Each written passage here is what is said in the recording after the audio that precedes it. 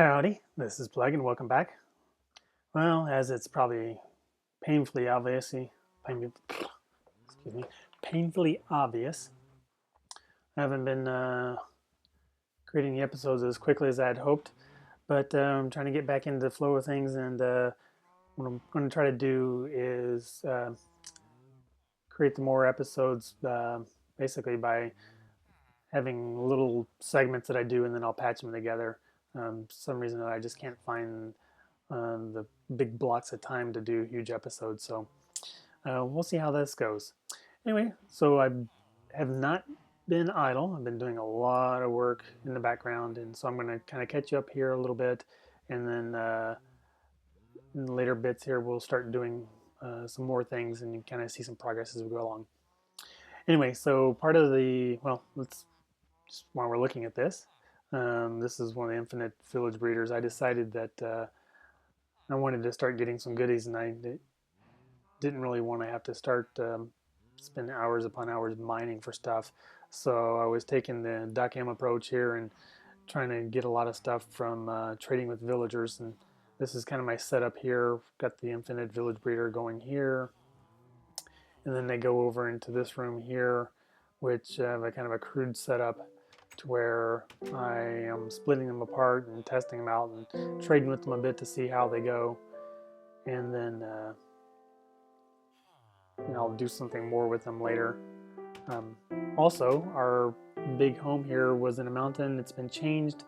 What I'm going to be doing, as you can see here, is I'm converting this into pretty much a modern building. Hang on a second, that music is awful loud.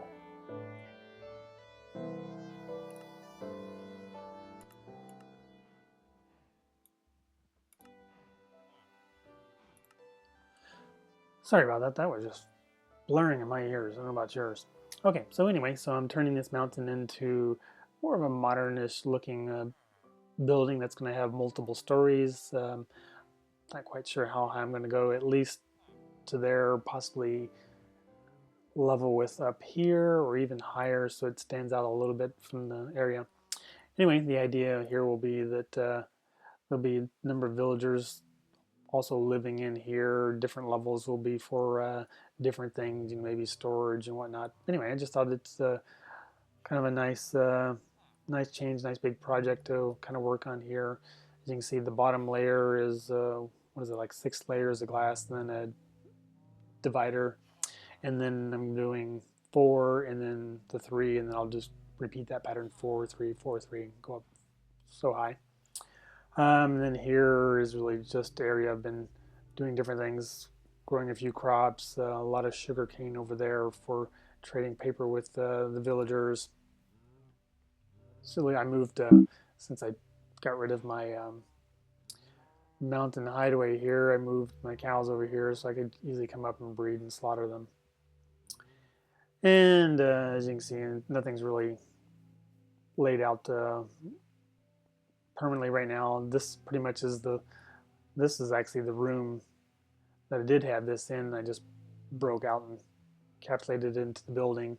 And the building is not square, as you can see. It's more of a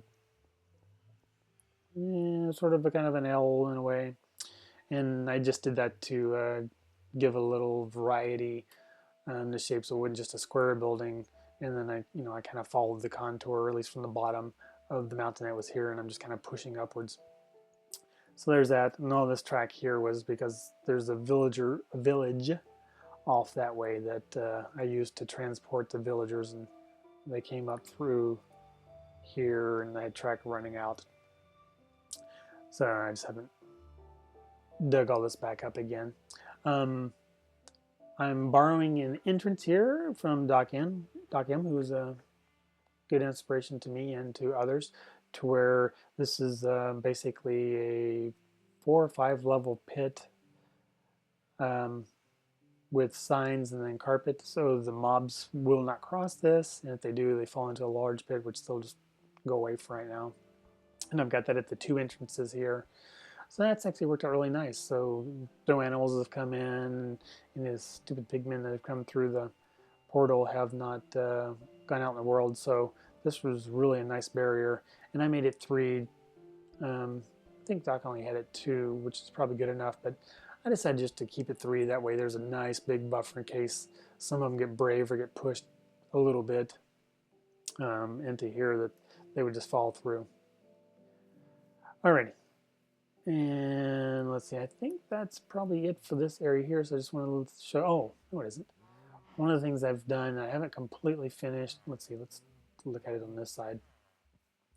Is, oh, you can kind of see I still have the mini map going. Is I'm kind of isolating this island a bit. This is going to be probably a little wider when I'm done here. So that the area is kind of isolated, and I have, this is more of a distinct island with water all around it. That just kind of gives a barrier for the animals and the villagers that will be wandering around through here. And I also went through most of this. There's still sections out there that aren't done yet, but and changed the water to 1 level deep and made it with netherrack. For that way things won't drown if they get caught underneath something, or I just thought it was kind of a nice feature just to have a 1 level 1 layer of water here. And like I said, I did netherrack to, because there's plenty of it, and also to kind of give a little different variety here. One of the things that I'm trying to do is kind of incorporate the different worlds into each other. So the nether, pulling it into the overworld, and then as you've seen before, pretty sure we've gone through the Enderman farm. I've got nether there, and then in the nether, because I don't have much end in the nether, which I need to, guess I change that, because like I said, I want to kind of mix things up a bit and have the worlds kind of merge in a way. Okay, so that's pretty much where we are there. I think I did a little bit more on the Enderman farm, just a little. I think you guys have probably seen that, and maybe we'll do that a little bit later if I need to go out and enchant some stuff. But I spent a lot of time enchanting also, so I have a few good tools here. I have a nice silk touch and a nice fortune, and I still haven't managed to get a decent sword. Seems like every sword I get usually has Bane of Arthropods on it or something stupid. But anyway, so that's where that is. And this is something I just got from trading with the villagers. Alrighty, well, I think that might be the update for now. I almost went through a whole day with that. So what I'm going to be doing probably in the next segment of the video is I'll probably be working on doing the next layer here. I've already kind of started. I guess take you up real quick for that. Right now I haven't decided what kind of stairway or whatever I want to do here. So I just have this pillar that I just ride up with ladders. And then I'll figure out how I want to go between levels, whether it be an ender pearl elevator or piston elevator, or even just walkable stairs. I'm not really sure yet. But you can see here how I kind of go through and do this. This is the 3 layers that will be in between the different floors, and then I'm doing, just to kind of keep down on resources and whatnot, I'm doing pumpkins as lighting, and then you can kind of see over here, got the trap doors on them. They kind of diffuse them a little bit, so you're not just seeing the orange pumpkin. And of course, you can also see that I face the faces away from the outside, so that doesn't show through. I kind of really wish that you could get jack-o'-lanterns without the faces, but I guess they wouldn't be jack-o'-lanterns in, would they? Anyway, so the one thing that isn't really firmly defined right now is the coloring that's in between the layers. It's getting late. Right here, right now, it's just stone. I've played around with different colors and different materials there, and I'm not really sure what I want to do. So if you guys have ideas, this is probably the first place where I'm going to be taking some ideas from you guys. What do you think would look good here? What kind of material, what kind of color? I guess I'm going to go in and sleep real quick here so we don't get attacked by anything. So pardon me for a second.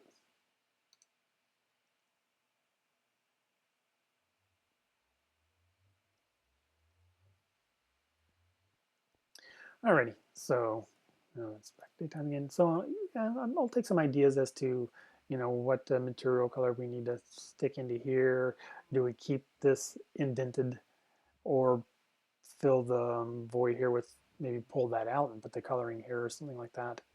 I did kind of like the idea of keeping it inset a bit just to give a little variety on the look and make the building not just be one big flush structure. So alrighty, well, I think that's it for now. I don't think there's really anything else to see. Haven't really done much in the nether with the hub. I've just been pretty much right now using it to transport myself to different parts of the world. So that'll be the update for now. And the next segment, like I said, we'll probably be finishing up the next layer there. I'll be doing a little trading here, trying to get some good villagers. Hopefully they'll keep breeding here. This thing seems to turn off every once in a while, and I'm not really quite sure why. As long as I stay in the world and it gets going, they'll breed, but once I log out, then they stop breeding. And usually it doesn't start again until, I think once or twice I've had it work where I get rid of this extra dirt here and then I put it back and then they start breeding. And obviously I've gone up and thinned out the herd here. Sometimes too many where I only had one, so I had to transport one of my traders back into here. That's why you can see the rail going back into the building, whereas I accidentally killed too many. But as soon as I put one in, they start breeding again. So I'm not really sure what's there. Alrighty, enough talk. That's the update for now. And let's see what we can do in the next segment. Alrighty, well, it's been a couple of days since the first part of this video, and I've gotten a lot of work into this. I'm not totally sure that it's going to be visible, but we'll see how it goes. So there may be slight changes through the farm area here. I've done just a little bit of stuff. I think I've increased the size of the chicken pen, the pigs and the sheep, stuff like that. Been growing a lot of sugarcane for trading paper with villagers. Worked on this automated sugarcane farm here a little bit just to kind of have something going so that I'm not constantly running over to harvest that, which seems to happen. So, but still, as you can see, this is only like 10 long, so that's still taking a little while. Last issue, the last part of the video, I was having a lot of problems with the villagers in that after so many they wouldn't breed. Well, that was my dumbness in that what I had done was that I had transported them over like this, but then I had dropped them down to ground level to deal with them, and that's one of the key things you can't do with this village system here, this automatic breeder, is that the villagers, when you end up with them wherever you transport them, they have to still be, 3 levels higher than these doors. So by putting them back down on the ground here, they were seeing this as a village, and then it was ending the population cap because there's only 6 or 8 doors here. So that was my bad. Also, I've got, I think I still have tons of villagers. Let's see if we can kind of tell here. In here, what's it say? 14. Okay, so that's much better now. Let's get rid of that. What was happening here is this daylight sensor, which is basically disconnected right now, wasn't working consistently enough. And I was ending up with like 80, 90 villagers in here, even though some were still coming through the thing. So I don't know what was happening, but so I'd have to go up there and basically cull tons of them before things would really work out well, because you don't need that many up there. Part of this automatic farm here, and we'll come into here real quick. Okay, I created this this is the area where the villagers were dropping down, and I turned it to the back side of the automatic sugarcane farm. Here is a hopper clock seen from other videos. Mainly, I think I got the idea from Zoomavoid, possibly Etho. I'm not sure. I think they both use this, and it's on a very long delay, so the sugarcane has time to grow a bit before anything comes out. And what I did is I took this line and I ran it down over, whoops, to the villager breeder, and it comes up right here.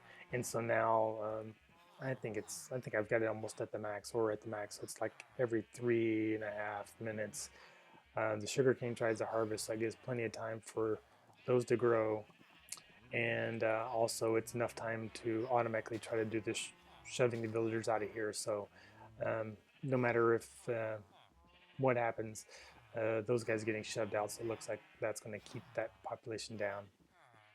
So why don't we go up here real quick. This is where I temporarily moved my villagers, and I found that taking so much time to try to test out each one that first I had a line just going straight across here, and they were getting bunched up here, and then they were drowning. So what I did is I just created a little U here so that there's more room for the villagers to stack up, even though I think they still possibly drown in the corners, but by that time I've got quite a few. So I just come in here and I check on them, like this guy. Nah, I don't want that. So then I just whack them off to start with.